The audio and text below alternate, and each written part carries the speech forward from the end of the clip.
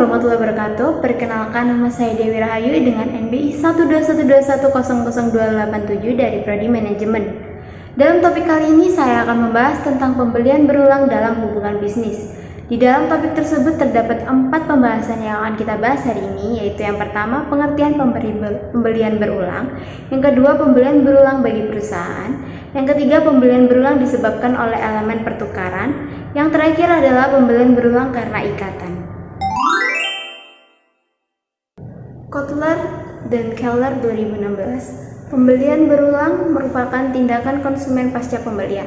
Terjadinya kepuasan atau ketidakpuasan pasca pembelian terhadap suatu produk akan mempengaruhi perilaku selanjutnya.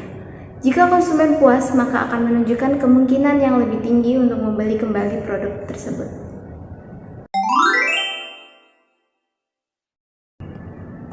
Pentingnya pembelian berulang bagi sebuah perusahaan.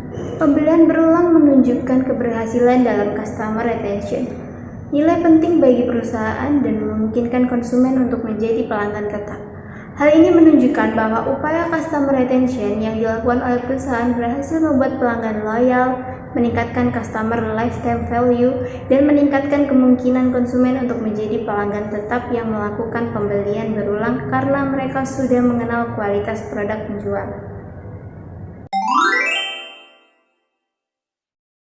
Terdapat 2 layanan dalam hal pelayanan terhadap pelanggan. Yang pertama adalah layanan inti, layanan dasar atau utama yang disediakan oleh organisasi untuk memenuhi kebutuhan pelanggan utama.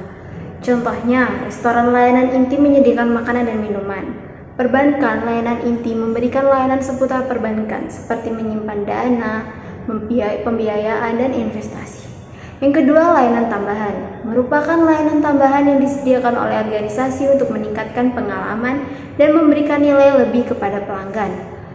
Contohnya, restoran menambahkan layanan pengiriman khusus produk atau program loyalitas pelanggan.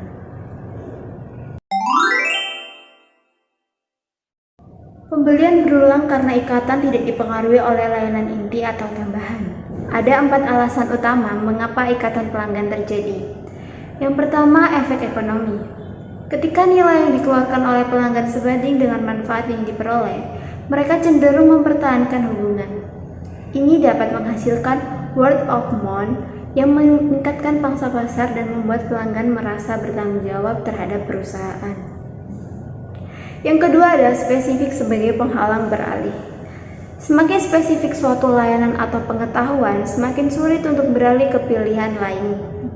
Contohnya adalah garansi produsen untuk mobil baru atau kartu frequent flyer yang mengumpulkan poin dengan batas tertentu.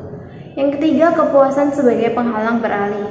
Ketika pelanggan puas dengan produk atau layanan suatu perusahaan, mereka cenderung enggan beralih ke pesaing. Kepuasan tinggi dapat membantu perusahaan mempertahankan pangsa pasar mereka. Yang keempat, kepercayaan dan komitmen. Ikatan berdasarkan kepercayaan dan komitmen jauh lebih kuat daripada kepuasan semata.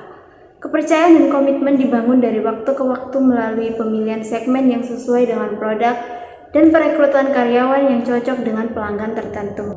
Sekian pembahasan review materi hari ini. Sampai jumpa di review materi selanjutnya. Wassalamualaikum warahmatullahi wabarakatuh.